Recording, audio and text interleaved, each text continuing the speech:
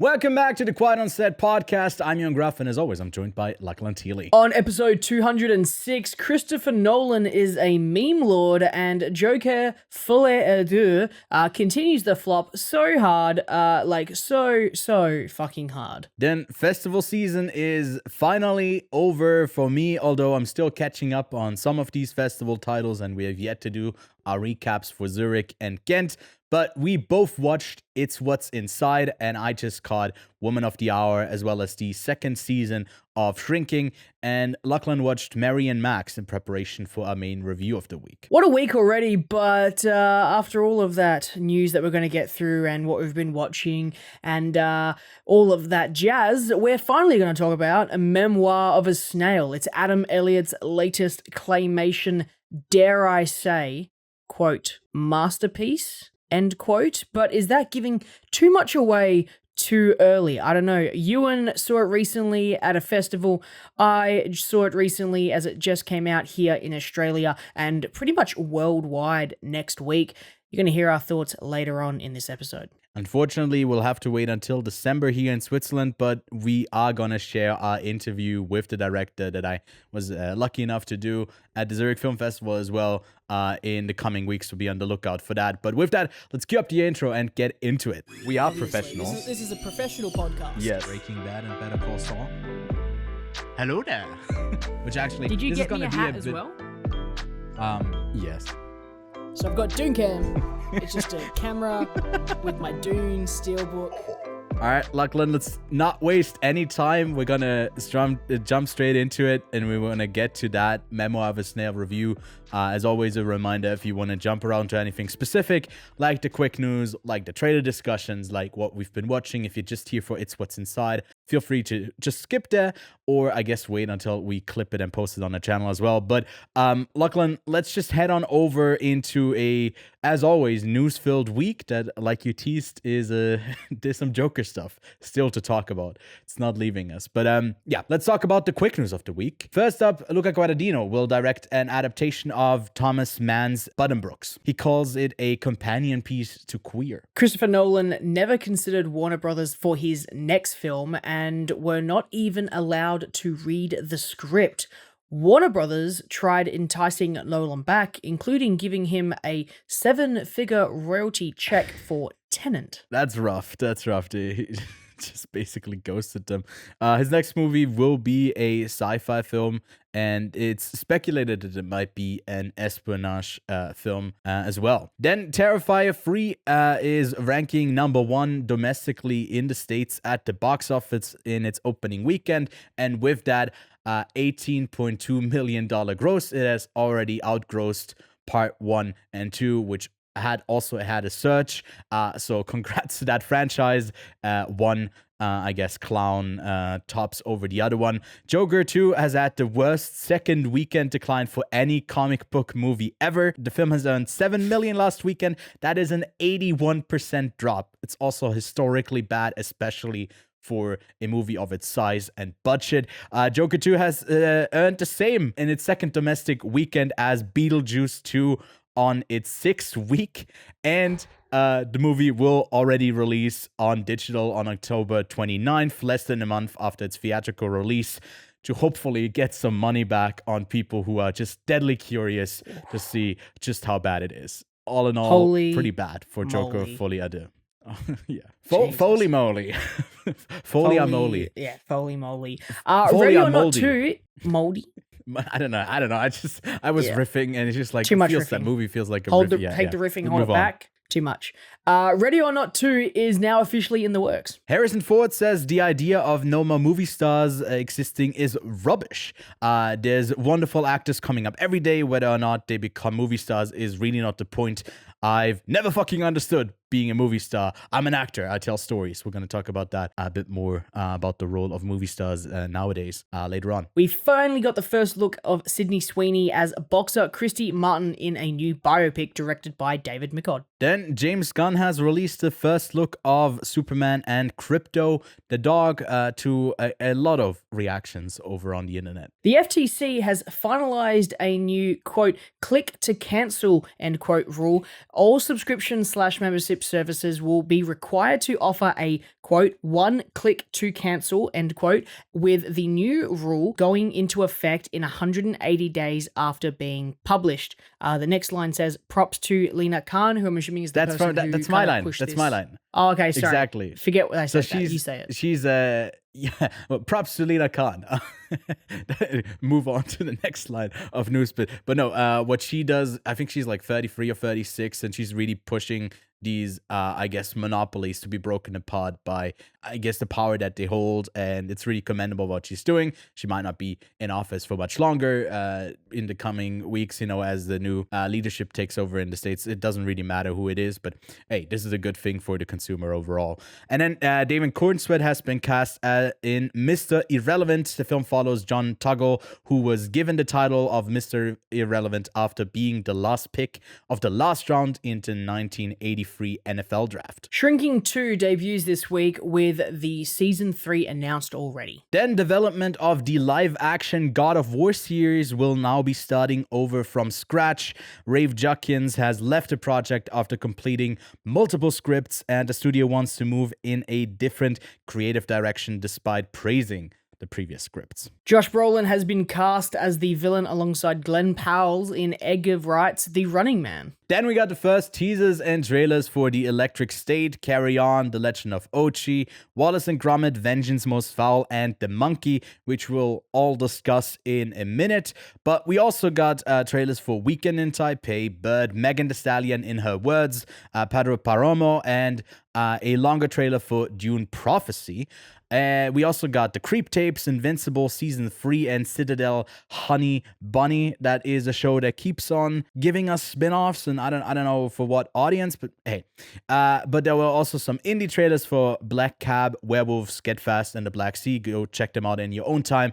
We'll get into discussion of a couple of these, the bigger ones, in a minute. But before we do that, Lachlan, anything in the quick news section that you feel like is worth diving a bit deeper into? I think the first one I just want to talk about is Christopher Nolan taking a check and then fucking off. Next, please. I mean, he's a funny guy. Literally just being like, yeah, I'll take that, and then I'm gonna go this way because this is better for me. I think that's a. Yeah.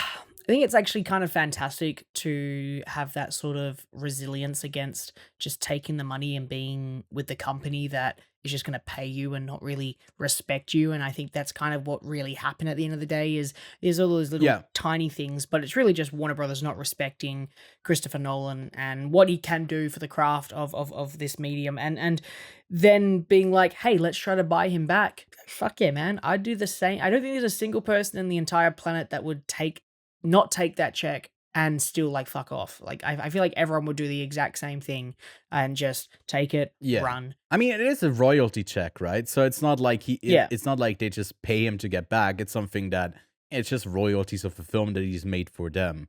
So yeah, I feel like it's fine that he does this. It's not like he owes them anything. Yeah, and also I'm super keen for his next movie. So it'd be super exciting to have him do something that's not so grand scaley. I wouldn't mind something a little bit smaller in the espionage, because espionage obviously it's not big. You can't have like this big. I mean, Mission Impossible. So maybe I'm completely wrong with that case. But I when I think espionage, I think small, discreet, quiet. I mean, sci-fi espionage. Technically, Tenet was sci-fi espionage in a way, wasn't it? So like, yes, it could be no, something but like that. Not in the sense of like the idea, like Tenet, as in like time travel thing. I don't like. I don't want that. I just want espionage. Yeah. And the thing was, right, yes, it was worldwide, but it was still quite contained. It was this like very small cult of people that knew this project exists. So it wasn't like, again, Mission Impossible where, they're even Mission Impossible is a great example. I don't know what I'm trying to ask for here. I just don't want him to do something big again. I just want him to do something small. I want people. Yeah. I want people talking to people. And also, I think Matt Damon's like signed on for this one. So yeah, Jason Bourne, let's go. Let's go, baby. Oh my God, it's Jason Bourne. Yeah, I mean, this is all speculating at this point. It's just like, when some people speculate that this might be an espionage movie, like, okay, who's is the speculator in the room with us right now? So like, I don't know. We'll have to wait and see on that. But I assume it's gonna involve some kind of time scheme again. It's not like he Yeah. can move away from that. Yeah. But he's proven it in time and time again that he can use that in a different way, with different timelines coming from together from the back end, like the end and the beginning, or having 3 separate timelines in Dunkirk play out, or Tenet also being kind of a back and forth as well, just a bit more complicated. And it's always been, or like even Interstellar, just like the time passing way faster on. Like, it's gonna have a play in that, and I'm sure it's going to be inventive and a fun movie. Anything else you want to touch on? The one click cancel thing. Yeah, is, it's a big think thing. fantastic. I accidentally ordered something extremely quickly on Amazon yesterday. I was not aware the how easy it immediate was. checkout thing. If I Yeah. just click buy now and then like it's the next button, it was just like, yep, confirm. Yeah. There was no Mhm. like when you pay for something on a phone, let's say with Apple Pay, you have to double click it, or even Samsung, you gotta double check it, right? This one, it was just the card on the account. Yep, we're using that, and then boom, your order is gonna be here. Yeah. It said by today. Guess what? It's arriving tomorrow, so they fucking lied. But yeah, I know that there's a ton, especially Amazon, that has, I believe, what they call dark patterns, which make it very difficult for you to cancel the service. So they send you Yeah. through a bunch of different like ways to get to the cancel button, and it's like, hey, do you want to cancel? If you do want to cancel, I'm sorry to see you go, but if you don't cancel, we'll give you 2 months free, and they'll throw all this stuff at you just so you don't cancel. And like the manipulating thing of not having the highlighted thing of canceling on, so it's like you gotta put the one that's like So there's all those little tiny Yeah. things. I haven't had Prime in, I think, like 3 years now, because it's pretty useless here in Switzerland, because it all goes through Germany, and then you have to pay import fees. It kind of low-key really fucking sucks here. So I never felt the need to get it, although maybe the streaming stuff would have been useful. But I still remember canceling Prime, and it was a pain for how easy it is to get. Like, every place they advertise for you to get it, and to cancel it is such a pain in the ass. I think this is also a wider range thing, not just for like subscription and memberships. Yes, this I included this because it includes obviously This like is Netflix everything. and stuff like that. This is everything. This is also like notoriously, like, gyms have a horrible way of like locking you into like the next cycle, and then you're not able to cancel, and with all of those roundabout Adobe. ways to basically keep you. Adobe is Adobe. I hate the The fact- thing is, I never fact- canceled it. Okay, I never cancelled it either, I'm a and I'm stuck sucker. to another I'm year. such a I hate sucker. how it's paid monthly, but you're locked in for a year. So if you do want to cancel it yes. early, you have to pay Yeah. it out. Yeah, Okay, so that's that not like sucks so much. Yeah, that's a separate issue. Really but like, scummy. I would just pay for it monthly at a slightly higher cost, so I had the ability to get rid of it whenever I wanted. Like, give it to me for like another, I don't know, like $5 extra. I know that it's Adobe. $30 extra. There you go. You'll be more happy then. Extra a month. Especially now that it's gone up again for features that I do not want to fucking use. I just want the basics of your software, which are, if I'm honest, I still really like the software, and I hate the fact that I like it, but I think this is the last year that I pay for it. Like, we use Audition to edit, like record audio, and we use Premiere Pro for our Although, edits. like, to be fair, I think we don't really. It's that like smidge of better audio quality. I think you could get it through OBS as well. It's just like a workflow that I feel like is reliable and good, and I like that extra step of quality. They that talk to maybe each other. Yeah, that part of it is nice to, like, right click on it, and then you can just open it in Audition if it's something you forgot to edit when it was still in Audition. And it's a nice software that communicates well with each other. But it's just not justified for the price that you have to pay for Yeah. it. It's so expensive. Especially because a lot of it is for like I am someone who completely understands subscription services for the necessity of something like a cloud-based service. It costs money. Yeah. It costs money to run a server. It is power. You have to charge for power. That makes sense. Mhm. So when I am using a service like Adobe, which I only want it for the hardware, I do not want Adobe Cloud. I do not want any of the AI Yeah. features, which are all server side. I do not want that. I would prefer I reckon, right? If Adobe wanted to be a good company, which they're not, they're not a good company. If they were Yeah. to release a cheaper version that was month to month, no AI stuff, no cloud features, like just the software, right? Yeah. That would be its number one seller. That would be the number one seller. I don't use Adobe Cloud. I don't use any of the AI stuff. I just don't fucking want it, but I pay for it, and that annoys me. I think for a lot of people who would be coming up and using these services, they are so fine with using CapCut or DaVinci Resolve for video editing. And there's also a ton of, I guess, somewhat workable like editing softwares for photos nowadays. And because I feel like the younger generation isn't as doesn't really rely on doing something on a laptop or on a desktop computer. They do most of their things on a phone anyways, that like there are versions of stuff where you can just pay a single fee and you got the thing that you want. And I think just like for Adobe, from what I've heard from people who have worked with them as well, is like for years now, they've just kind of seen themselves as the number one position that people want to go to. And they've abused kind of the like stranglehold that they've had on the industry.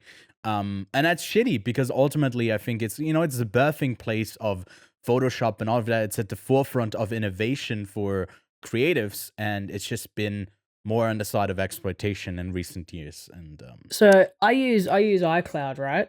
I use iCloud for my cloud-based stuff. Apple boy. I'm an Apple boy, but also it works on Windows. It works, and I liked it that way. When I last used Google on a Mac, like Google Drive on a Mac, I didn't like the integration, but like there is a great integration of iCloud in it, and it works fine. So my desktop is a cloud desktop. So I have the same desktop on my Mac desktop and my MacBook. And That's sweet. on the desktop, I literally have the DaVinci Resolve 18.5 manual, and I had been reading the manual off and on for the past been studying 6 weeks, learning DaVinci Resolve, playing with it, but also in my like spare time going, okay, cool, here's my workflow. How can I figure that out? And I've been going through it to kind of check it out and see how it works.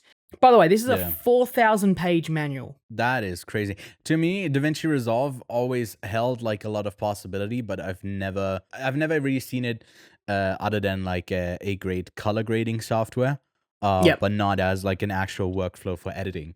And so my thing is because I've thrown some things in DaVinci Resolve just to play around with it, and I think that when you get comfortable with a software like Premiere Pro, you can do some pretty high level editing things within it, and I think that our workflow for the podcast is quite high level stuff.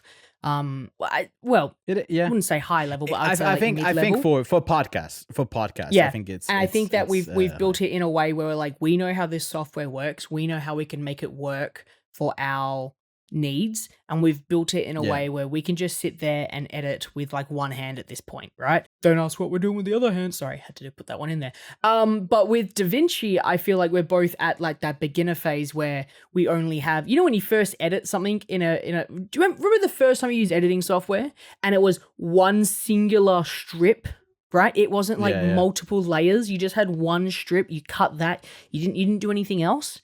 That's where you stand at DaVinci right now.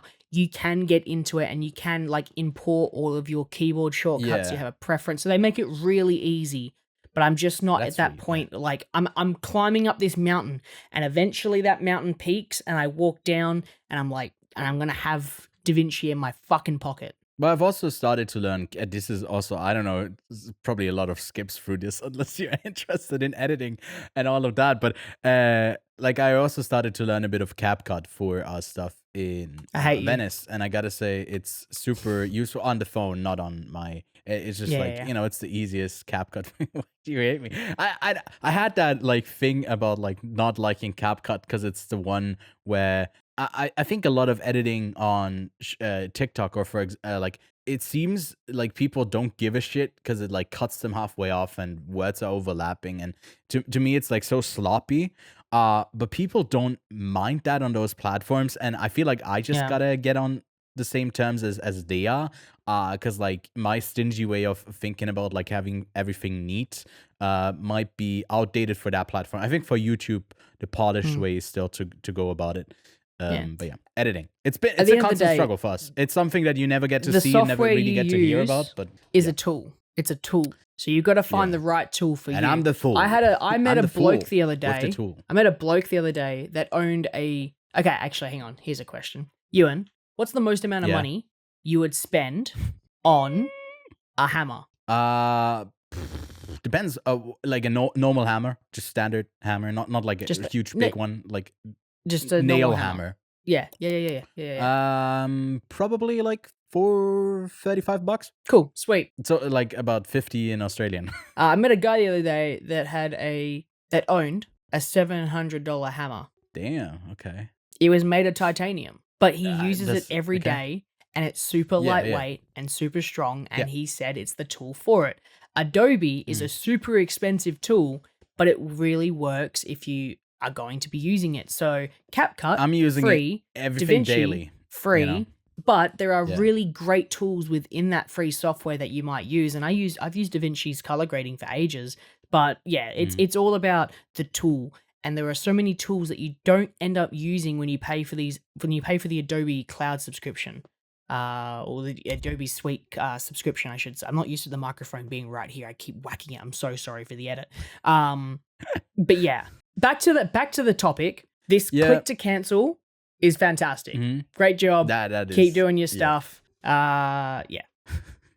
Any other that news whole you want to talk segment about? is just like speed up in 4x time. It's like Yeah. just going- Skip to editing this time. discussion. Skip to this time mark here, so that you can get past all of it. If you're not wait, a creative who's also fed up with Adobe. I want to talk Yeah. about the God of War thing because that is yeah. interesting. That is interesting. Scrapping the whole thing and starting from scratch, which is not the first time I've heard this about a video game adaptation. I know that they recently scrapped for other reasons the Horizon adaptation, and now for them to completely scrap this is pretty crazy. Yeah, do you think like at all? Do you think like Borderlands and like stuff flopping maybe again, or that being another click for them to get this right had anything to do with this? Or I feel like it doesn't. I'm just kind of leading with that, but it's a bit disappointing because it seems like they were saying this was good, and if they had a good script going to go back to the drawing board, but also the guy who did Uncharted and The Wheel of Time, so I don't know how good this was in the first place. Yeah, but yeah, what do you think? Well, so we diss Uncharted because the adaptation from the video games was a bit of a letdown for at least fans, but it was a successful project, so I'll give them that. Maybe it was casting wise, a bit of a misstep. I don't know how That much too. of it would have worked maybe with a different casting for it. Nah, fuck the whole narrative of that as well.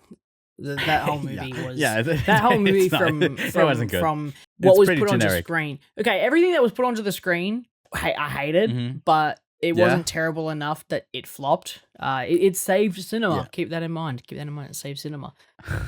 But look, Sure. God of War is a difficult one because it can actually tackle some really dark themes, and if you want to get it right, you got to do it right, And I think that this exact thing, this exact idea that I'm talking about right now, getting it right, because you don't want to adapt it wrong, is going to come up in a few moments, Ewan. I'm gonna promise that. Mhm. Okay, I'm gonna Okay. make you a promise. Well, This I exact point will already come up in a minute. I know what we're gonna talk about because we talked about Exactly. it last week already. But yeah, no, there's one more thing I want to get in before we can talk about that. I'm sorry Go to ahead. keep teasing you there, but I think the quote from Harrison Ford, who's on the press run for Shrinking season 2, which but I'll get into that in a bit as well. With the movie stuffing, I think to me, I wanted to briefly touch on this because obviously, first of all, great statement from him. He's an actor. He tells stories. Like all of the surrounding things of being made into the movie star like figure kind of makes it harder for you to tell stories because you're always seen as this outside person, not the character that you're portraying. But to me, in the last I think 3 years, we've seen so many 20-somethings pop up and have great performances and move on from interesting project to project that I wouldn't like. I don't know. I don't know if I would put Paul Mescal or Daisy Edgar Jones, who came up together from Northern People, as like movie stars, even though they get the movie star roles right now. Maybe even someone like Anthony Ramos, who was with them, or Glenn Powell in maybe Glenn Powell is the closest to like a movie star that we would go to. But all of them, I wouldn't really put them into that category. I feel like it's a bit reductive, that idea of the movie star that was like you go to see a film because of them. I think that still exists, but it's not as important anymore as it maybe was back in the day, where you would even take a lesser narrative for a better actor, and you would just still feel like this movie is really good because it's elevated by the actor. I feel like nowadays, because you really see in the box office that a movie that has an interesting premise, gets good ratings, and has a good cast can still really flop because there's just like no momentum to it, because the audience just isn't really there for that many movies a year anymore. You have certain hits and then others who just like kind of quietly go down, and Joker 2 is a whole different story to that. Yeah, to me, I think this is an interesting discussion where like movie stars aren't able to pull out these movies, pull them along with them, just like guaranteed success at the box office, even though they're very much talked about, on the internet, maybe from even people who watch it on TikTok in clips, but not really seek it out in the theater. So it feels like it's such a weird hybrid of everything. Movie star, I don't know what's going on. They exist. But yeah, They do. They exist. Literally, there's I could name a bunch of movies this year where they definitely advertised it based on who was in it. Like I think True, you yeah. have, I mean, Horizon is a great example. They advertised it with, look, we've got Kevin Costner in it. flop. Kevin Costner's in it. He's a movie star. You've got the Yeah. Fall Guy after Ryan Gosling's success in Barbie. They were like, hey, Flopped we've as got well. him. You Glenn Powell in Twisters. He was heavily in it. Didn't do Zendaya well in the States Challenges, massive as well. Like they were That like, did well. hey, Zendaya is in Challenges. Let's go see. And Yeah. Dune was another big one as well, where they were like, look at Timothy Ensemble. Chalamet is in it, Zendaya's in it, Zendaya Josh again. Brolin's in it. There's plenty of movies this year where they advertise it on that, and I think that in the sense that movie stars not existing, or if people don't go to the movies anymore to see movie stars, it's not just because they're not in as many movies. It's because people are very picky these days. We don't just fund Yeah. movies for shits and gigs anymore. But what I will say is someone like Kaylee Spaney is a fucking movie star, especially this year. Like Civil War, Alien Romulus, and then last year Priscilla. She's a movie star, dude. Those are three huge, very different roles, but they all made me go, man, I'm gonna follow your career, and that's a movie star, someone that I want to follow because of their choices in a role. And I think that people had started off as a movie star and they've died off. And interesting role selection and dying off is a perfect example of someone like Daniel Radcliffe and someone like what his name just list Robert Pattinson. Robert Pattinson. You knew who I was talking about. Yeah. I was about to go Yeah. Batman, and I was like, Robert Pattinson is a perfect example of someone who has made some really interesting choices. And Both in have some Harry Potter. Really both have some really exciting upcoming movies.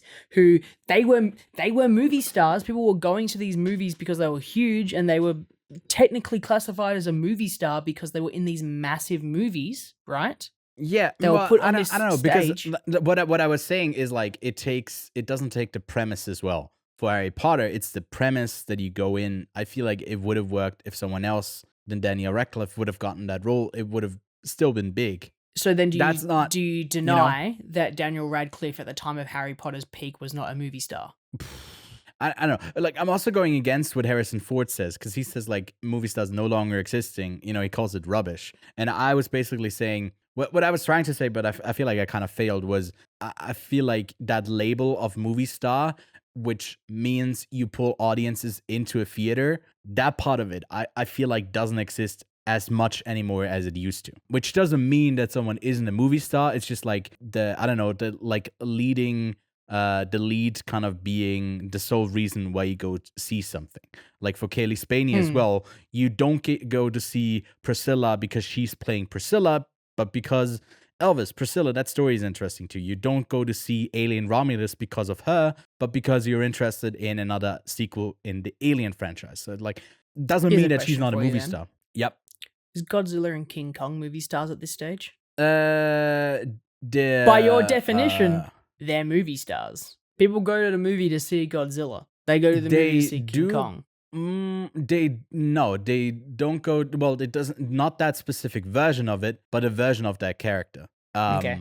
And I think one of the reasons why, like, I think one big counterpoint to my argument would be someone like Robert Downey Jr., where literally the MCU is trying to use the movie star energy to pull some to breathe some life back into a dead franchise, with a character that goes beyond the ones brought to life in the franchise, but through an actor that portrays another role. All a long way to say this is that we have a ton of like young, great actors coming up right now that I'm sure for the next 20 years will give us a lot of great roles. And I'm just really excited. I share his enthusiasm of like the wonderful actors coming up every day.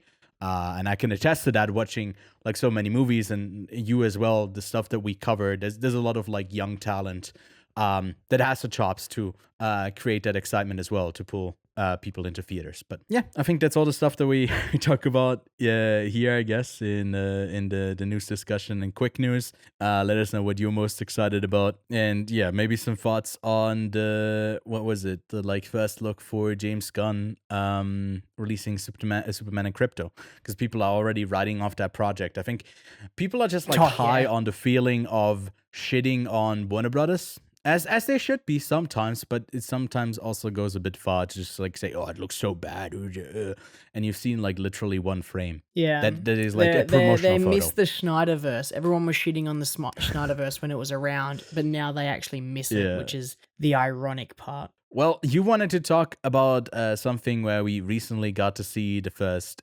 images that had us a bit concerned about like how goofy and how stage play the Electric State looks. And it's got a big ensemble cast. That's the trademark thing for the Russo brothers. And now we got to see the first, basically like exposition trailer to get people onto this, I guess, narrative that don't know about it, which includes me. It has some voiceover exposition narration by Millie Bobby Brown's character. And this is out next year, March 14th. Lachlan, we've talked about this, I think, for the fourth time now on the podcast, from its inception to the first images last week and now to a full-on first teaser trailer. Have your thoughts at all changed from excitement to a bit of like disappointment to where you're at right now? It's gone. Oh, you don't. I have no will to watch this movie. Okay. I know Joe and Anthony Russo, not personally, but I know that they can do very dark if they want to. Cherry was a perfect example. They went dark, right? But yeah, dark cherry. They decided It was a black cherry. That instead of reading the source material and going, oh yeah, it's meant to be like a slow, somber, narrative about It's got to be a road trip movie. Yeah, it's going to be a fucking road trip movie with jokes and Chris Pratt, and I fucking hate that. I really thought we had an opportunity here to have a great adaptation, and it's a little bit upsetting. Obviously, if you read the comments on the trailer, people are just ripping it to shreds because there is no comment of or anything in regards to Simon. What's his name? Stallinger, I think his name is, the original creator of this. Yeah. Which is a little bit upsetting because he is the one who created all of the original artwork, and I think it's a fantastic adaptation to adapt because I think it works really cool on the big screen, but it's a little bit Well, it's for the small frustrating. screen, it's Netflix. So That's the modern day big screen at this stage.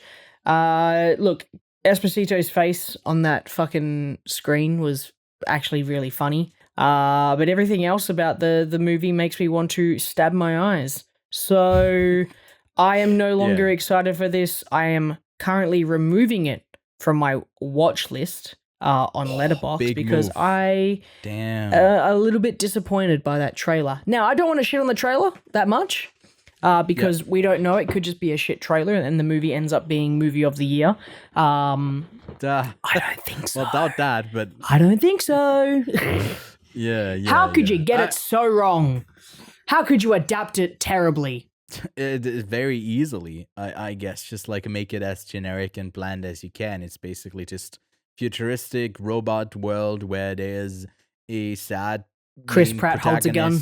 And Chris Pratt has some quips to I don't know. And he says, "Are you sure you want to do this?" Fuck, I should have made a bingo card. Are you sure Actually, you want to do this? That's what we should do. We should put together like 25 different things that are going to happen in this movie, right? And then we mix it up and we play bingo. We watch it together, we play bingo. That sounds like a fun. I mean, it's Netflix, you can watch it together on March 14th. But yeah, that sounds like good. Let's keep that in mind. But there's another trailer that was also for a Netflix film called Carry On. That is coming out later this year on December 13th. It stars Taron Egerton, Jason Bateman, and Danielle Detweiler. Quote from the trailer was, "One bag for one life. All you have to do is nothing." And to me, this it looked like in the derogative term, a Netflix movie, but it looks kind of thrilling. It has a simple premise, and it could be a fun, simple action thriller that I'm not going to disregard. And just write off just from its first trailer. I think this looked kind of fine to me. I'm going to be watching it, but what do you think? It looks stupid, but stupid fun. And exactly. I liked when Taron Egerton did his run. He did a very good Tom Cruise run, and I think it's going to be stupid. It reminds me, I don't know why, it reminds me a lot of like Die Hard too. Die Hard, but it also reminds me of like Mall Cop, Paul Blatt's Mall Cop. So I feel like it's a perfect combination of those two. Very keen. Yeah. Very wow. Well, it looked a bit more serious, I guess, but I don't know what the tone is. I know that Jason Bateman can definitely do comedy and like he can do dramedy. So yeah. And Danielle Detweiler is a great actress as well. Then we got an A24 movie here, The Legend of Ochi, that comes out early next year on February 28th. It has like some film look to it. It's like in a 1.66 ratio as well. And there was also Willem Dafoe in it, who always piques our interest. And then the German kid actress that was in Systemsprenger for a couple of years ago that like made the rounds, German movie that had some international success once it landed on Netflix as well. There's also Finn Wolfhard. It seems like the cutesy type of movie where there's a creature that bonds with a kid, and then there's some veteran actors who are in there to kind of round out the cast. Didn't look like super intriguing and very much up my alley for me, but it looked polished enough to actually have like a bit of a story. I didn't mind it. It didn't get me super interested either though, but what did you think? I'm so fucking keen for this movie, dude. Are you? Okay. Do you know, is this based on anything that's like that I should know of? No idea. I have no idea. I don't think it is. Look, let's just say when I saw the trailer like pop up on YouTube, I quickly went to Letterboxd to see what it was about.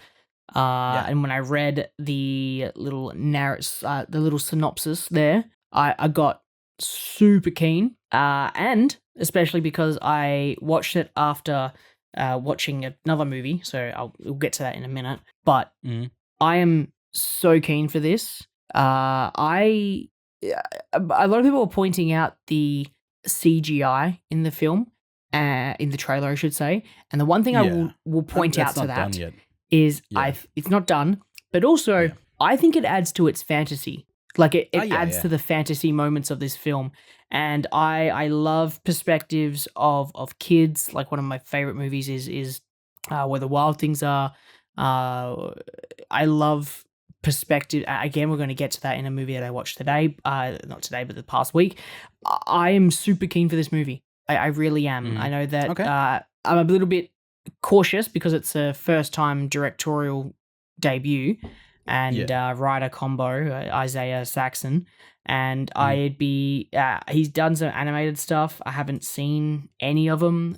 Some of them are pretty well rated. Some of them not really have anything on them, but I'm super keen for this. Like I really am. This trailer got me super keen, and Willem Dafoe got me even more excited for it. That's what I thought, yeah. There's also Emily Watson in it, who I didn't mention. It reportedly has like a $10 million budget, and I think that's like, you know, the death of the mid-budget movie. I think A24 is really the studio that's filling in that kind of space with quality content. You know, there's other studios who are producing stuff within there, but A24 does it the most successfully. I'm not big on fantasy. I'm not big on kids as leads in movies, so it definitely is like not for me at all. But yeah, I could see you really quite enjoying it. Guess what? And hopefully it's good. Guess what? What? I'm no longer excited. It's executively produced by Joe and Anthony Russo. Wait, do you have something with A24? What the fuck? Fuck. Really? It's the same editor as going to be Everything jokes. Everywhere as well. It was pretty exciting. Okay. Yeah. Well, we'll have to wait and see. I think for this one, we really don't know yet. Couldn't get enough of a grasp of like the whole tone, because it was a lot of like the kid in it, and she's a great young actress, and I think that like, you know, and Willem Dafoe, if you have him in the trailer, like how do you not get excited? Then we got the first look, really short look at Wallace and Gromit: Vengeance Most Fowl. That's a movie that will land on Netflix on Christmas Day on December 25th, and it's the darn penguin that's behind it all, seemingly, right? It's something that I grew up with. I don't know how much of... Did you watch like a lot of Wallace and Gromit growing up as well? Yep. It's such a charming, like that, and also like Shaun the Sheep and all that stuff. Like it's a perfect tie-in for, I guess, claymation, and how much that art form in film is such a love letter. It's such a dedicated craft that takes so much time. Like in a way, even more than some animation takes, and let's not even get to live action. It's like so much in that you put into frame with your literal like hands and that artistry. And this looks fun. We don't get much from it other than like a teaser of like, hey, these are the characters that are going to be in it, and maybe a loose idea of the story. But I'm keen. Going to be December 25th. I'm going to be watching this one. Bring me more claymation, please. Exactly. Let's hope they don't run out of clay. And then lastly, we're saving the best for last. The first trailer for The Monkey out February 21st. The follow-up to Longlegs by Ascot Perkins sees Theo James in control of some kind of death mechanism. It says whoever controls it controls life and death. And as a year-long fan of Final Destination, death, and someone kind of knowing more about the death that is about to occur, I'm like, oh my god, I like this premise. I didn't like the first teasers that we got for this.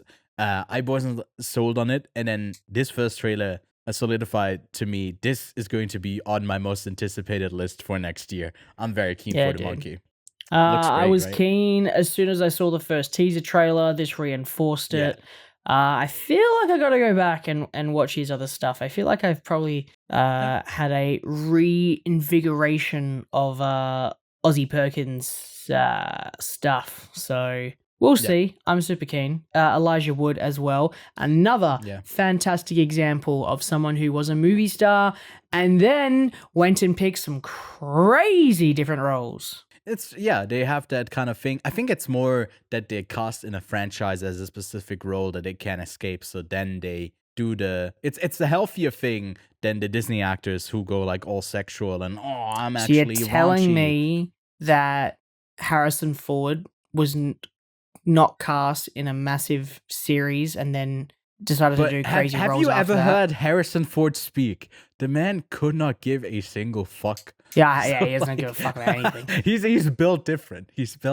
Yeah, that's all the trailers for the week. Let us know what you thought of them. And then also don't forget to subscribe to the channel to not miss out on new episodes, on our reviews, all the stuff that we publish on the channel. And if you're listening over on a podcast app, then leave us a rating and don't forget to drop us a follow as well. But Lachlan, let's get to what we've been watching this week.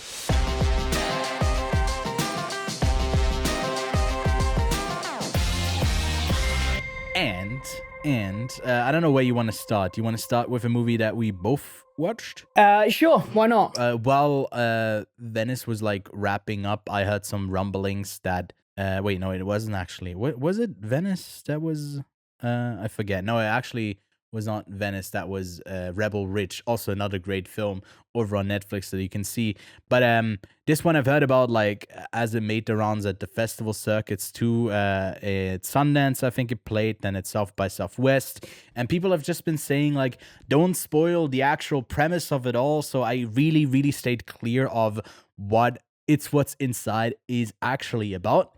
And I don't know how much of it we want to give away, because to me, I think the premise itself of what they do with it, maybe the execution isn't like on a perfect level, and like there's some character things that don't all work up, some acting choices. But the premise itself of what this is, to me, holds so many different fun possibilities. That paired with like some great lighting and cinematography choices, the editing was fun. I really had a great time with It's What's Inside. And to me, it really solidified, man, this is one of the best years for horror we've gotten in a long time. I agree. It was a lot of fun. I didn't expect it to be that fun. I didn't see I hadn't had anything spoiled for me other than like this was meant to be really good. That's the only thing that I read about this or heard about this. So it was super exciting to come into it super blind. The only thing I can say without spoiling it, it's not really a spoiler because it's very generic. It's just that. This movie is just like that one scene in the live action Scooby-Doo movie, except it's a whole movie. Yeah.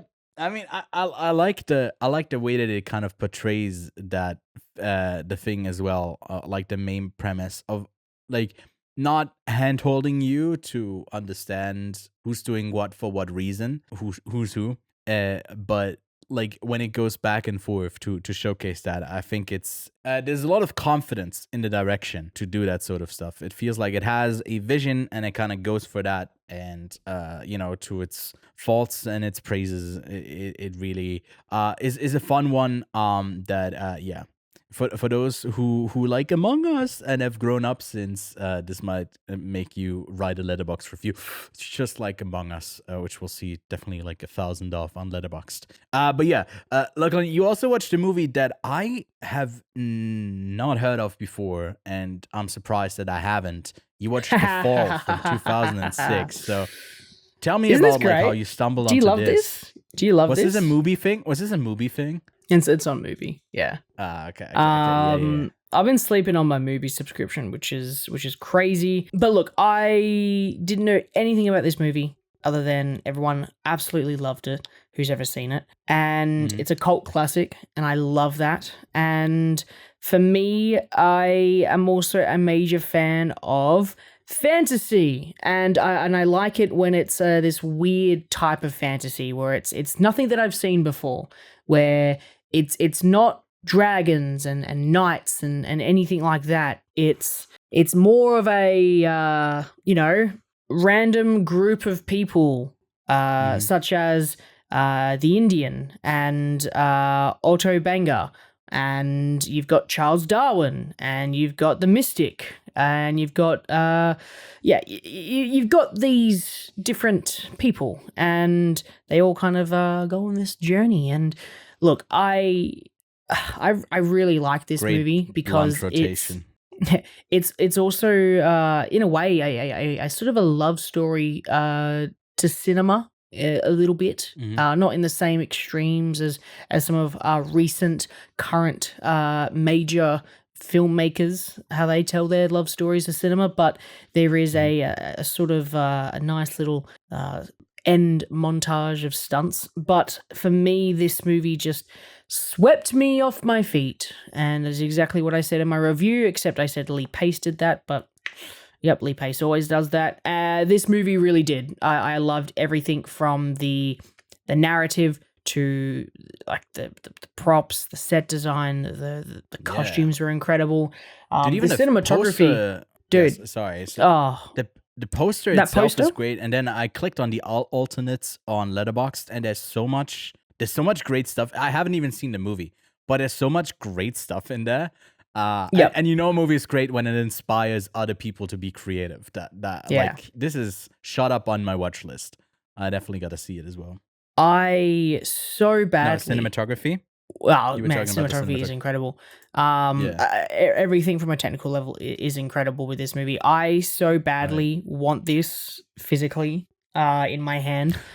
In a 4K, please, movie, please.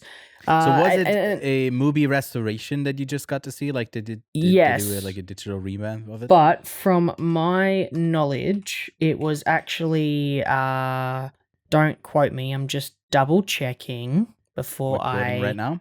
I'm not gonna say something and it be a lie. It says it was filmed on a 35 millimeter, so it must have been a print that they got, which does make sense that they were that they are then able to make a 4K scan of it, which is great. You know, more companies stepping into that, not just Criterion, but Mubi to do that as well for the preservation of film. It's great. I thought Fincher was attached to it in some way, but I think I'm just making that up at this point. Oh, for like some kind of producing credit. As in, like, he was like, nah, fucking, we gotta get this one restored, eh? Oh, okay. Oh, hang on. David Fincher and Spike Jonze present. Yeah, I think they had something to do with it as well. Anyway, doesn't matter. Doesn't matter. Yeah. I would love to go see this in cinemas. Everyone should go see this movie. Well, I'll include myself in that, and I don't have a movie subscription at the moment, but I might get it just so I can see this. Lastly, you did some preparation for Memoir of a Snail by catching up with your fellow Australian mate Adam Elliot and watch Mary and Max. You want to talk about that here, or do you want to talk about it in the I can review? quickly talk about it because it's. I want to keep it separate from it because it is a completely different narrative and definitely is way different. I have seen Mary and Max. I thought I hadn't, but I actually had seen Mary and Max, but we're talking ages ago. And I guess I didn't really like it the first time around, but this time I fucking I did. So I You feel like for the type of movie that it is, it feels so cheesy. It felt so like manipulative emotionally, and it's like, why are you having this old guy and a kid interact? That's just fucking weird and creepy. It's weird. And then it just kind of it's weird in places where it's the weirdness of humanity as a whole being like presented. And like to me, this is one of the great films. Like for animation. Really, really just emotionally so involving, and you're not expecting a claymation movie to do that to you. No. Something about like his direction, right? That he just really pulls it out on you. Yeah, I think we'll get into it, what his style is later, but just like any of it, I think that this one more so has a incredible cast with Mary and Max. I think that it's sweet. It explores really interesting themes, and I think because of its claymation, you're kind of thought, oh, this is a child movie. Who the fuck needs to listen to this and watch this? But Yeah. man, I know I told everyone to go see The Fowl, but you should also go watch Mary and Max if you have not seen it, because it is spectacular. You'll cry. It's I don't want to spoil your rating because I already saw it for like the last 3 films you watched. I'm sorry, but you had a good run of like movies you really liked, and I'm happy This for week, you. yeah. That like rarely happens. where you Okay, have, so like- quick update on Solaris. I couldn't keep watching it because I almost kind of forgot what happened. There's- So I really You're have to I have to skip back a few scenes. I tried sitting down and Yeah. rewatching. I was like, oh man, and I guess I just wasn't in that mood. I'm not hooking. It's not hooking its teeth into me as well as what was the one I Stalker, watched? yeah. Stalker. I think Yeah. Tarkovsky isn't a bingeable director as well. Like you gotta give it some time, and there's no rush at all. So And I feel like yes, with Adam Elliot, you can stay in the same mind frame and just kind of watch through all of his yeah. films. Well, it was a back to back watch, which was fantastic. So yeah, for that reason, it was great. Yeah, I'm super happy. I gave Mary and Max 4.5 stars. I gave The Fall 4.5 stars. With fireworks as well. I gave It's What's Inside 3.5. Yeah, and then you also have a list of stuff that you want to catch up on, some movies that for 2024. Yeah, there's a you lot. You don't want to miss. Yeah, there's a couple on here, but there's some festival players, some stuff that's on streaming, some stuff that might not be available. Like I see A Girl with the Needle and My Sunshine on here. I don't know if that will come out this year. Won't be able to see Anora until next year. Technically doesn't release until next year, I think, for us. Yeah. That's which is a little bit bizarre annoying to me. I don't know. Well, it plays in Melbourne and I think in Adelaide. I think like this next week at the film festivals there. Like I don't know, some festival that is happening right now, and it's probably not Melbourne. But I saw. Oh wait, it's no, playing Nora's there, but Boxing Day. It's okay. yeah.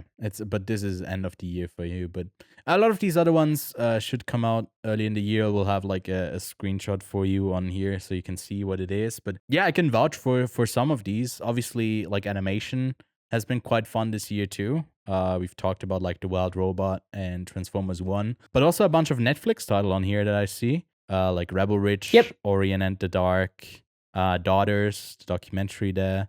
Yep. There's a ton of stuff that's on streaming on here and ready to rock and roll, so I can just watch it. You got to get around to it, you know? There's a lot of stuff to keep up to date with. Yeah.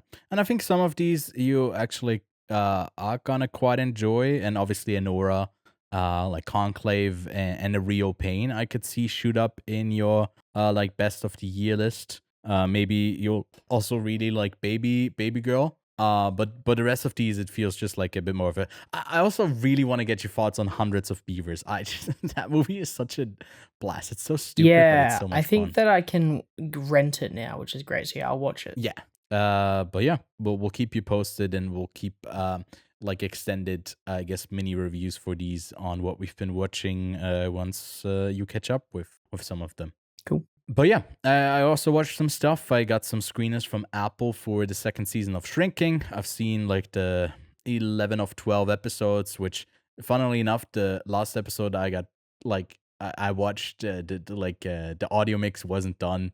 So that was like a nice behind the scene look to get to hear. Like I don't know, like it's a bunch of noise in the background when they film in like a restaurant that shouldn't be there, of like cars and stuff. But yeah, nice peek behind the curtain. But the first season of that show, which has Harrison Ford in it, Jason Segel as well, who's the lead, who has a storyline about like his wife passed away a couple of years back, and it kind of loses itself, and it's about the shrinking. It's about these three people who have they all like share an office for all of their patients, and Jason Segel's character is someone who starts having a different approach. When his life isn't going well, he starts to get like really involved in his patients' lives, and it's basically a very much a comedy focused show about sometimes heavy subjects, and I think the comedy style really works well.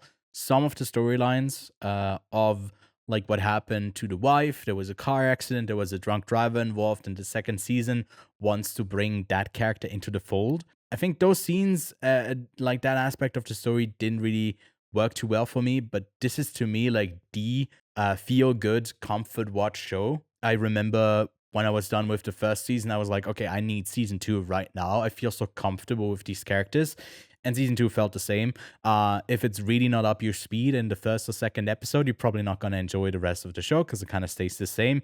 But I really like Shrinking, and just Harrison Ford getting to be grumpy as his character the whole time is like, it's so pleasant to see. So very much a big recommendation on Shrinking. That's airing right now and will conclude, I think, around Christmas. So like a 3 months worth of series there to go. Then I also got to see All Shall Be Well. It played at the Zurich Film Festival and is now playing in Swiss theaters. And this is about a long-running relationship of Pat and Angie.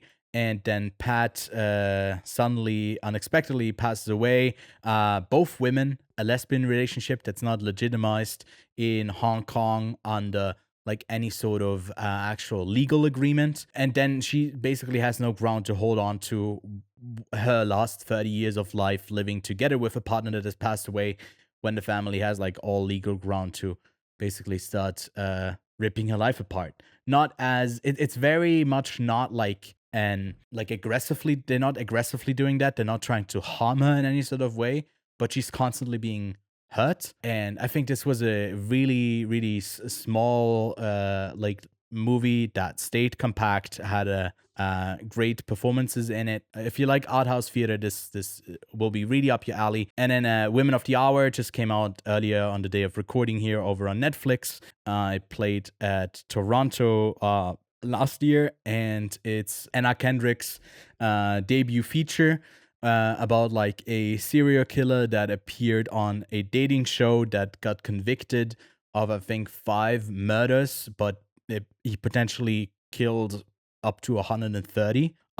Crazy story. I think it's a good debut that is very much, the exclamation of men, all in caps, of like men suck, and a story about men sucking, essentially, like letting this kind of happen, and when there were trigger points and exclamation marks all around to pay closer attention to what was going on. And then also it's a painting the like 70s, where you also are like reducing women down to commodities as a romantic interest, and how that was done in media, and as like she's a struggling actress who wants to make it, but like realizes that it might not be for her.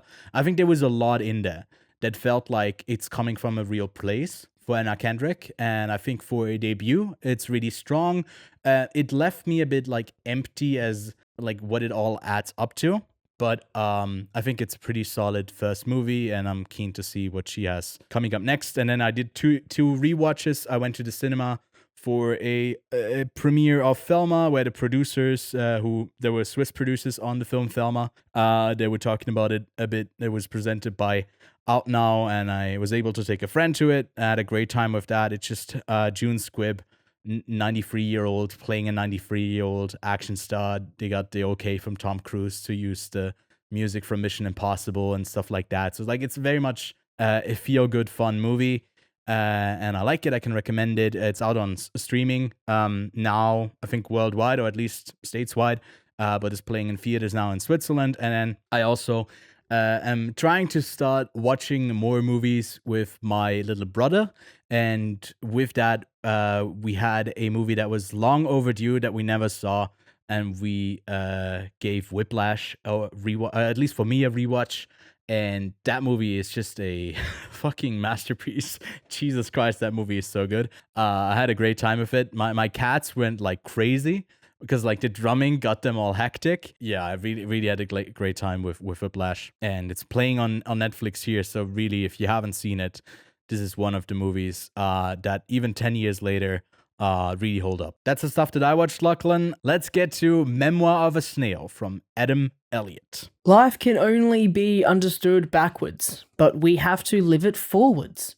A bittersweet memoir of a melancholic woman called Grace Pudel, a hoarder of snails, romantic novels, and guinea pigs. It's the latest film from the claymation master Adam Elliot that, is one of the prolific Australian filmmakers that maybe some people don't know his name, but they definitely have heard of him since his Oscar win, I think back in 2005.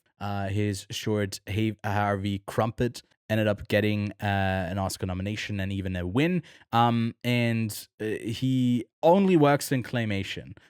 Short films and feature films, and being a constricting being this like genre of really putting a lot of work into getting the claymation on screen, it's perfect for Lachlan because these movies are rarely over 100 minutes long. So this comes in at a 94-minute runtime, has so far after its Annecy and I think it also played at a couple festivals. It might have even played somewhere in Australia already, but I caught it at the Zurich Film Festival, where I also had the chance to talk to the director. So we'll link the interview once it's up here on the channel as well, but be on the lookout for that if you're interested. We had a great conversation, but so far it's been received quite positively, as all of his films have, with a 4 on Letterboxd, an 8.1 on IMDb, and a 84 on Metacritic, with 7 reviews available at the time of recording.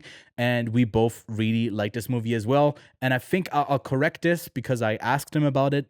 But I think the budget for this was also just a couple $1 million. I think it was like somewhere between 6 and 8. I think he said 7, but I don't remember it right now. But it's been a while since he last directed a feature film. His last one being Mary and Max back in 2009. He's been working on this for a while now. It's been 15 years since then.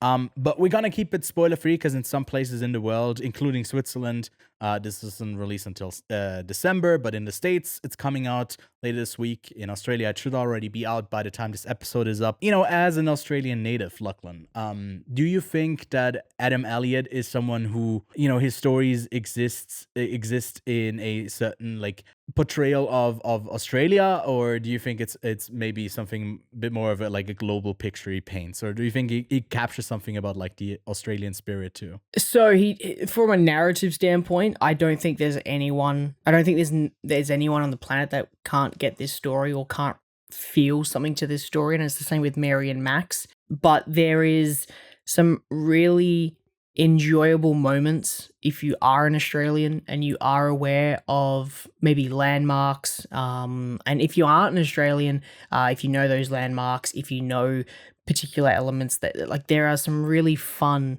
moments.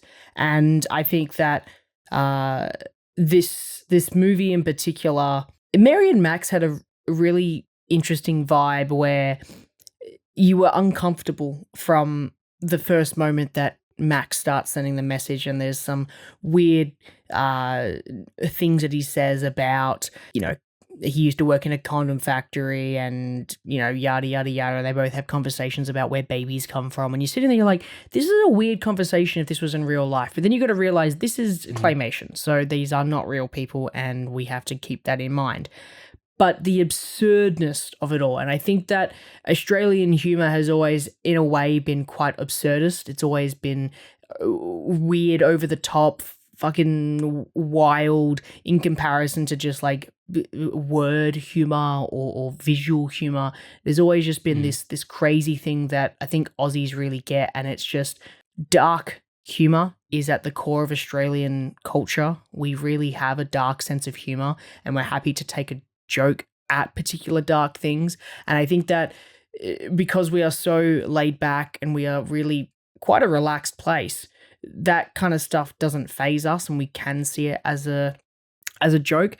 And I think that, you know, you're setting up a character like Gilbert, Grace's brother, and you're set up to like him, and then in a very small plot twist, he's a bit of an arsonist, and you're like, what? Why is he an arsonist? Why does he like playing with fire? That's super weird. But it makes you laugh a little bit because you're like, you're falling in love with a character and they have these flaws. And that's my favorite part about this, is that all these characters have a flaw in some sort of way, especially the two that we have. They have like whether it's Grace's naivety of the world and not really fully grasping what the world is throwing at her, or whether it's Yeah. more Gilbert's discomfort with the world, with who he is. And I think that from a character standpoint, they were both fantastic. Like, there are characters that we have in so many other movies that are live action, and they don't develop a character like this. They really do present something interesting, and I think that you get something different straight away, because I can't think of any other movie where someone is obsessed with snails. Like, what the fuck? Snails of all things. Yeah. Why I a think snail? He, in the interview said, I actually literally asked him. One of my questions was like, Fantastic. I gotta ask, why snails? Maybe we can put that clip in right here. And what he said, his answer was maybe an overdue question. Why snails? Why? Because they pop up in another of your film, in the short film, and like with Oscar specifically. I wanted to ask you maybe later on if they would get along. I don't think him pressing them wouldn't get along too well. But yeah, what about snails? Interesting. Yeah, well, snails, I've had a fascination with my whole life. They're such alien creatures. They're so peculiar. As a child, I collected them, put them in ice cream containers. Originally, the screenplay was, the first draft I wrote was Memoir of a Ladybird. It was going to be about a woman who collects ladybirds, ladybugs. But then that film Ladybird came out with Greta Gerwig, and I thought, it can't be that. So I thought, well, what other creatures, what other animals are good metaphors for what Grace is going through? And when you touch a snail's antennas and they retract, it reminded me of what Grace is doing throughout the film. She's continually retracting from the world, going into the protection of her shell, which is like her shield. And so I love that metaphor, but also love the motif of a spiral. And I thought that'd be a lovely visual to have all the way through the film, because the spiral or curl is sort of a symbolic of life going full circle. So I love the symbolism of that. And also, too, snails are always moving forward, a bit like the Aesop's fable, the tortoise and their hare, that they're always, moving forward, not going backwards over their trails.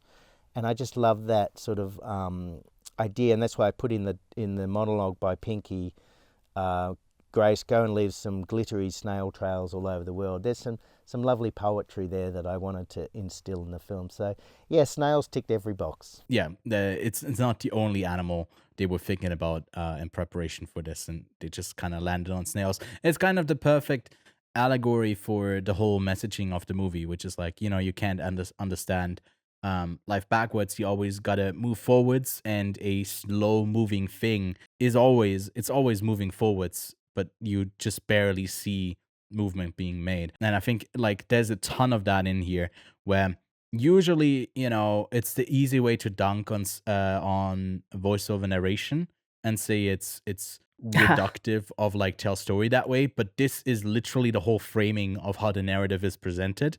It's how the humor comes through. It's how everything kind of connects is through that narration.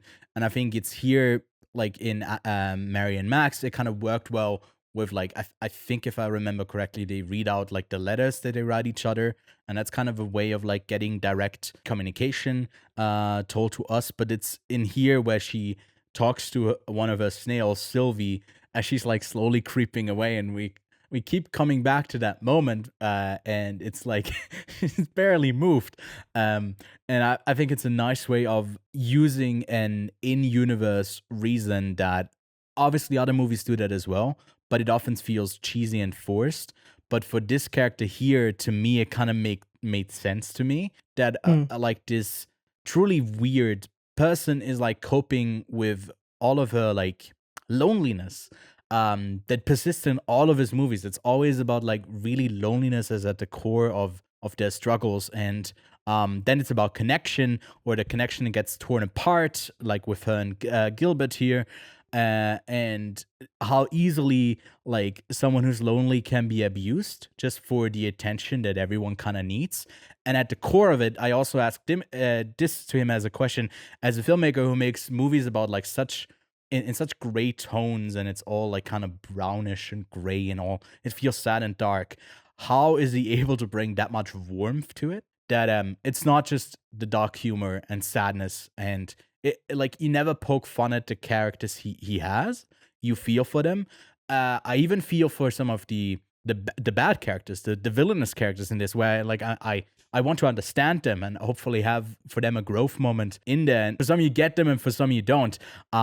And it's just like you said, it's so rich in especially the two leads with Grace and Gilbert, but then also someone like Pinky, he just always finds like, I feel like Adam Elliott just really adores these older people who have so much life they have lived, and the messages about life that they can share with younger ones who feel lost. And it's another just really, really beautiful story, and I like it quite a bit. And I think we kind of stayed clear of spoilers so far. Lachlan, if you have anything else to add, like maybe on the technical side or anything, we can talk about that. Other than that, maybe we can give... You spoke about narration for a second there, and I think one of the very important things is narration is used in a very great way because it's throughout the entire film. And the most important thing is that this is claymation, which means every single individual frame has to be subtly changed. And if you're doing dialogue the entire time, that can slow things down. But it allows a filmmaker to more drastically use the emotions on someone's face and get more emotion into the eye. Having both Grace and Gilbert's eyes just so big on their face, and it's kind of the same with all the characters, really gives them an emotive feel. And because of that, you don't have to keep looking up and down around their face to make sure that the words are lining up. You can just kind of sit there and listen to it. And a lot of the humor is almost comedic visual humor in the sense that you're looking at something and then the narrator says something else. A great example would obviously be like at the start of the film, there's a magistrate who's extremely drunk, and he was kicked out of court for masturbating in court. And you're sitting there and you're going, what? And it cuts to him, just his head hovering over the sort of where the judge would sit. And you're sitting there and you're like, that's fucking crazy wild and also really funny. And if they had to present that in a way where there was back and forth conversation, it wouldn't have been as funny. So it's little moments like that really nail it. And I really do love the fact that he commits to this claymation, because it's one of the very few art forms that is done these days. Like, not a lot of people are doing this because it takes a very long time to get everything like down right. And if you fuck it up, well, that's a lot of backtracking you have to do. And I love it. I really do. So I don't really think I've got much left to say that without spoiling anything in particular in terms of narrative. The magistrate, being Eric Bana. We haven't talked about like the voice cast here, which I also asked him about this. Sarah and it's Snook, Eric Bana. Yeah, Cody Smith McPhee, Jackie Weaver. So it's like I don't know about like the smaller roles there, but it's like a basically Australian cast as well, right? I think Cody Smith McPhee is also he's an Aussie. Yeah, and I think that's just really cool because it works here, obviously, for not someone to have to put on an accent, but also to give them some voice acting roles where they can speak in the actual or maybe it's also regional. I don't know how much work they do because Australia is also a big place, and I assume people from Brisbane sound different than people from Perth. But yeah. I also very much very much. I don't know I said in my Letterboxd review, I said that this is the most accurate depiction of Australia since Priscilla, Queen of the Desert, and I think that it really nails Australian culture, which is a weird thing to say about a movie like this, but especially with all of the carhoons and just the pure profanity that comes out of someone like a sweet little old lady. Keep calling everyone dickhead. I think that it really nails the Australian culture, which is a weird thing to say.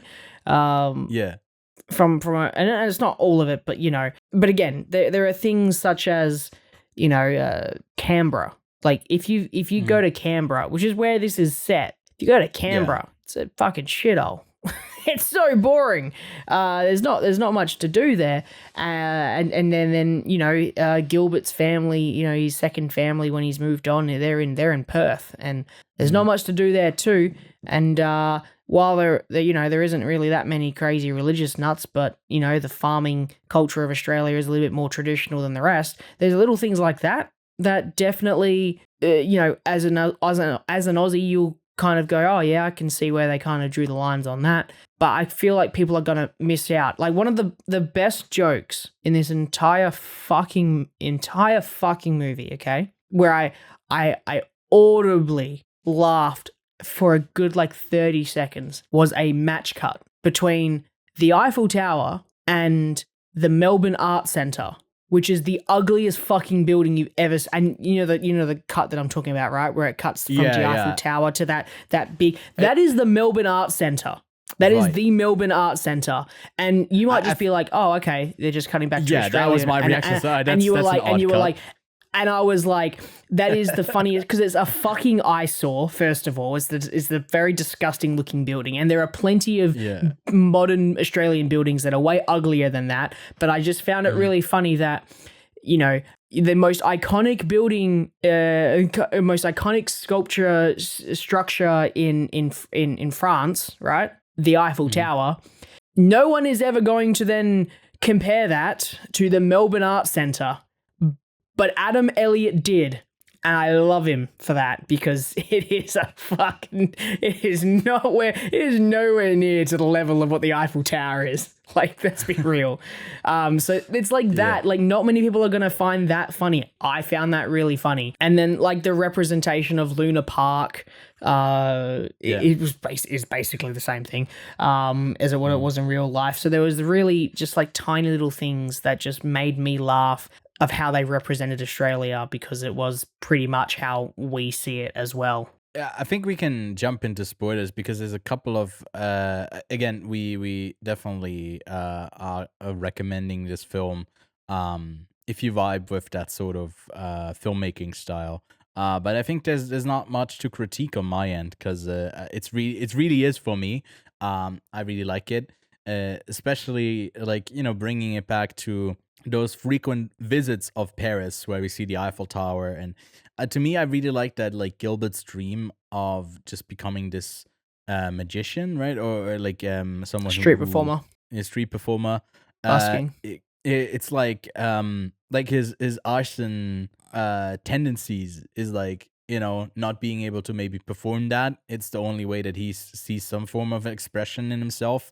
And is also that his dad also dad, so it's he aspires to be what his father did before, and then being all left alone. It's interesting, because usually from maybe families who immigrated, it's first generation really works out to even get them by, to bring food on the table, to just to set up the next one and the next one. And here you are kind of regressing in a way where they're not in a good place, being left alone, and how that kind of goes back on what's your perspective, what can you even hold on to in life, where even maybe the single person who would care about you, who loves you, you're far apart from them in one of the most isolated cities in the world, in Perth.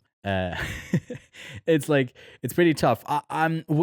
We can talk about, I don't know if you got anything else to say. I have a lot of thoughts on the ending, and I feel like a lot of people will, on how it concludes some of the storylines. But before we get there, is there anything else that stood out to you that you wanna talk about? A few notes that I have, especially on the separation of the kids, because the Child Protective Services quote is bringing people together, and they separated them, which I found extremely funny. Yeah. The number plate on the bus that took them away was, "Why are you sad?" Very good. That was very funny. Made me laugh very much. Canberra, not very exciting. Perth, yeah. We have a lot of farmland. We have a massive amount of exports. And I will admit, families can be semi-big here, especially on that. But I don't know any of the apple farmers being that crazy religious, but this is the 70s, so could be a bit different. What else do I have here? There was a really funny joke about a bus driver like killing everyone, like screaming, not screaming like his passengers, because he killed himself and everyone in the bus, which was a really dark line. Which again, there are so many of these lines that I just throw. I was laughing so much they couldn't actually write down what they were because I was laughing. The family that Grace decides to doesn't decide, but gets forced to live with, teaching her how to play netball. Swingers first of all, and then they moved to Switzerland. Didn't they move to Switzerland to like a nudist colony?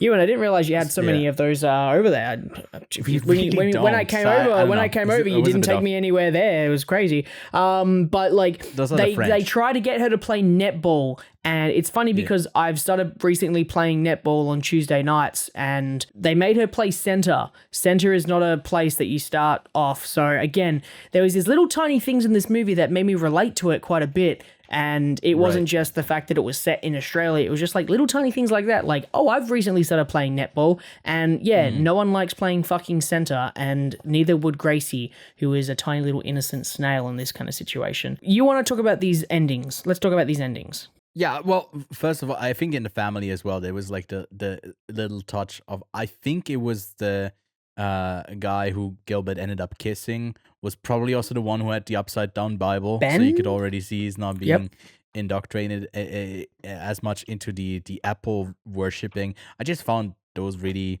really fun. And whenever there was a scene that tied back to Gilbert with Grace, I was crying. It was like most of the time it was like so sad. What I will say is with Adam Elliott's filmmaking is he knows how to set things up and pay them off, because early on in the film he says something about Gilbert not being open about something or quiet about, or being not being honest about something. It's something along those lines, and immediately my brain goes, yep, Gilbert's going to be gay. And then that storyline is paid off, and even though I guessed it, it's quite rewarding for it to be set up like that and you kind of being correct. And then especially going down the avenue of him going to an extremely religious family and them suppressing all of his, thoughts and desires. It's even a sadder concept on that as well. So I really liked that storyline. But what I want to know about these endings, because you sound like I feel like you're gonna hate something. I didn't hate it. I feel like it's such a sad movie overall in the whole narrative, and then it gives you, I don't think it's like a happy ending. It just gives you closure in some ways. The biggest one being that Gilbert makes it across the desert, which is fucking crazy considering it's Australia and how much that just makes no sense. But basically, I think what does it say? Like 5 years later? No, not 5 years later. A year later, he makes it there, and it's Australia's a big place. I get the 1 year. It does make sense that it takes him a year to get there. But like as Grace makes her first film about like snails, and someone asks her about like the like giving you closure, with the ring that has the snail on it, which was sweet. But like it's nice to have them reunite. I just didn't really see that from him being locked in and basically killed, like it burned to death by the crazy lady, that he makes it all the way back. I don't know, what do you think about like the decision to I guess let him come out alive out of that moment? I thought it was okay. I didn't actually dislike it. I actually thought it was kind of sweet, just because Gracie has always had things go wrong in her life, and finally things are going right. And it's unfortunate. But look, I see what you're saying. I like the ending. I think it's sweet. I think that it's nice to have it, because especially after something like Mary and Max, Pinky dies as well. where they never actually meet. That that ruins you. That movie ruins you Yeah. for that. I really don't yeah. think I could have another movie from him where it's like, no, they never got to see each other again. So I'm kind of happy it ends on a high note from them being back together. And also at Luna yeah, Park, getting to spread the ashes. It's all a very nice ending, and I don't hate it for having that ending. I just felt like when he was locked into that burning room, that was the end of it, and I was very much done with it. And in a way, I felt like a bit cheated that it's like a plot Yeah. twist in a way. Sure. It's more about like how it was presented. I would have loved to have seen, not that it needs to be miserable, and she needs to be sad and he needs to be dead. Yeah. I think it was very beautiful. Like up on the Luna Park, they're at the height of the height of the roller coaster, and then they spread it out, and it's also like a swirl of a snail. Like all of that stuff, like the visuals in this, like even the small little things that I maybe didn't even catch, like a license plate. There's so much attention to detail, which is what you get to do if you have so much detail in it with claymation. It's nice. You'll find so much in it. It's not the easiest to rewatch, I feel like, on an emotional level, because it takes a lot out of you. But then it also has like a lot of these like one-off jokes that just like keep you at it. Yeah, I guess we didn't really talk about like Gracie as much as like what she goes through. But I think getting it's fattened up. exactly like a duck. But I kind of touched on that before, like someone who's really lonely and how easy it is to give them a bit of something and see them be thankful for something that is actually like someone has like other intentions with you. Yeah. I think there's a lot to like about it. It's maybe not the type of animation that we get to see often, just because it is that much work put into it. And when you have something like this, you really got to have a story. He told me his next one, he doesn't want to, like, all of his movies so far have been like set in like rooms. He wants to have like something, I don't know if it's going to be more colorful, but he said like maybe a road trip type film, something on the road. So I'm Oh very my much god, looking do a forward to claymation Priscilla. He should do a claymation Priscilla. That'd be great. That'd Sorry. be fun. Yeah, no, that would be so colorful. That would be the most colorful, the whole fucking rainbow. That'd be But great. yeah, I'm a big fan of him. There's also like a lot of like shorts that he did, like Cousin, Brother, and what is it like? Was it Mother? I forget. Those are all available on YouTube. You can also find the short films there. And then Mary and Max, a big shout out for that. If you can't see Memoir of a Snail yet, then those should be a good in between thing to get you ready for this one. But yeah, Lachlan, where did you arrive at as a rating? I am really up there in terms of my rating. I am giving this 4.5 stars, as it is one of, if not, sorry, it is probably going to be my favorite animated movie of the year. Yeah. But also, I think it is one of the best movies of the year. Like Yeah, just with the rest of them, agree. I think it's up there, dude. It's great. Yeah, the first thing I said to him, I don't know if this is on recording, but first up, I said Mary and Max is like number 17 or 18 on Letterboxd and for animation, and I told him that it deserves to be even higher. I think that movie was great, and that this one was to me, I think this is the best animated movies of the 2020 so far. I really like it that much. Yeah, I liked him more than Into the Spider-Verse. I think this one really tells a great story. I loved it a lot. That's a But it very might not be thing to say to him. everyone's thing. Exactly. Yeah, it was a Yes. nice, and it didn't just glaze him for the interview. That's actually my opinion. But yeah, that's that. But let's all leave a snail trail behind in the world. And if you were to snail trail your way to a double feature, Lachlan, I also give it a 9 out of 10. By the way, I don't know if I said that. What would you pick? I don't know. You pick something else first. I've got to figure something out. I already talked about this, I guess, at the end here, but I think his other films just really work as great companion pieces.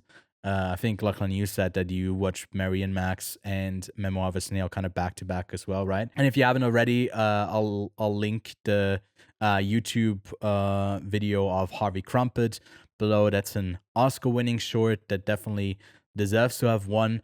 And then maybe even check out like some of the smaller shorts that he did, because there's even a character that he said I didn't pick up on it, but he said like someone from Harvey Crumpet, I think, is like referenced in Memoir of a Snail as well.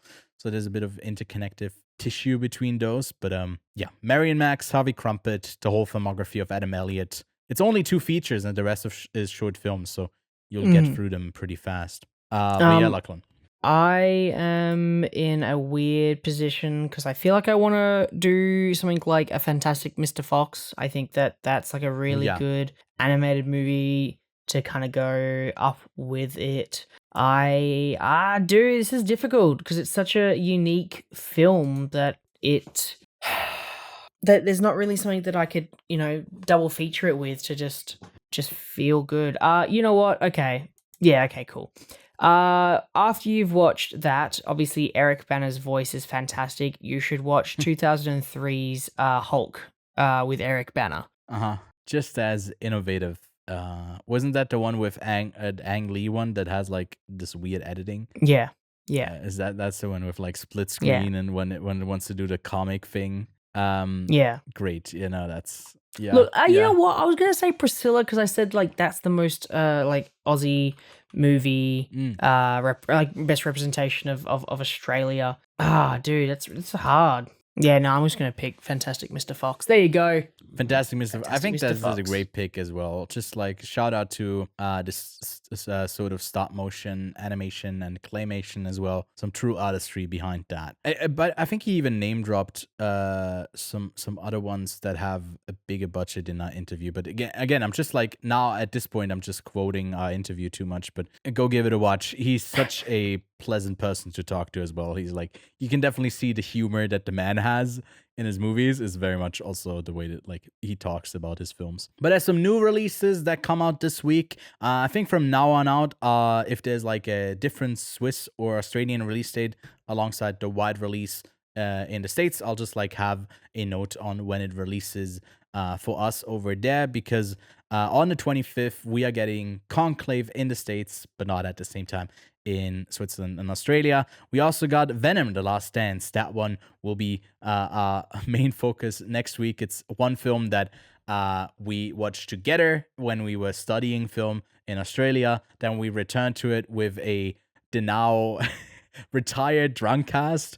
We did an episode on the second Venom movie. What was it called? Like Carnage or something like that. And then with this one, we have to watch it again, even though I don't know if Venom Frog is going to be the most exciting thing of the week, but we definitely have to talk about it. And there's also a re-release of Kiki's Delivery Service, and I love that film. If you can see it on the big screen, I'm very jealous. Out in limited release in the States, we got La Coquina. I saw this one at the Zurich Film Festival. It was okay. It had Rooney Mara in it, so if that's a selling point to you, then go give that a try. It was sold to me as like a companion piece to something like The Bear. It's set in a kitchen, in a hectic kitchen as well. Then The Homie is out in limited release. That was the Golden Bear winner earlier this year at the Berlinale. We got Black Box Diaries, my favorite documentary, not just of this year, but ever, that comes out in limited release. And then we got Memoir of a Snail also out, as well as Your Monster starring Melissa Barrera. Then out on VOD from October 21st to the 27th, we got Dali, a movie that Kev and I caught at last year's Venice. That's out on VOD. Quentin Depardieu, a pretty funny film. Transformers 1 is also already available to buy online, as well as Canary Black over on Prime, Don't Move, a horror flick over on Netflix, and Before, an Apple TV Plus show. Over in Australia, you are getting Lee, as well as A Different Man, and then the Akira Kurosawa Restoration cinema series continues with Rashomon, a 4K cut of Ikiru and Thrones of Blood. And then in Switzerland, after their respective Zurich Film Festival premieres, you can go see Landesverräter and My Favorite Cake, the latter being an Iranian film about a widow who's trying to find a companion in her solitude, whilst the government is not really having a place for women who aren't like married up. Really like that one quite a bit. Can recommend it. And then you can also go see the special event of 8 Hours of Horror in 3 cities in Switzerland. So if you're based somewhere around Zurich, Winterthur, or Lucerne, on the 26th, they are doing 4 surprise movies back to back. It starts at like 10:30 or 11 p.m. and runs all the way through the night for the next 8 hours until it concludes at 7 a.m. I've been doing it for a while now. I think I skipped out on last year's, but I might be back. So come say hi if you actually end up at the same place as we are, because I plan to go back to it. It's always fun to discover like some new horror flicks. So yeah, tell them we sent you. And that's it for the week. Next week, like I said, we're going to talk about Venom: The Last Dance. Lachlan, I assume you are getting prepared. We should get wasted on that review. Just like fucking... Just like every other time we've watched it. Yeah, man. Exactly. Sounds yeah. great. We'll have to wait and see what that one holds, if it's actually any good. But yeah, we'll catch you next week. Thanks so much for watching, and yeah, we'll see you then. Bye.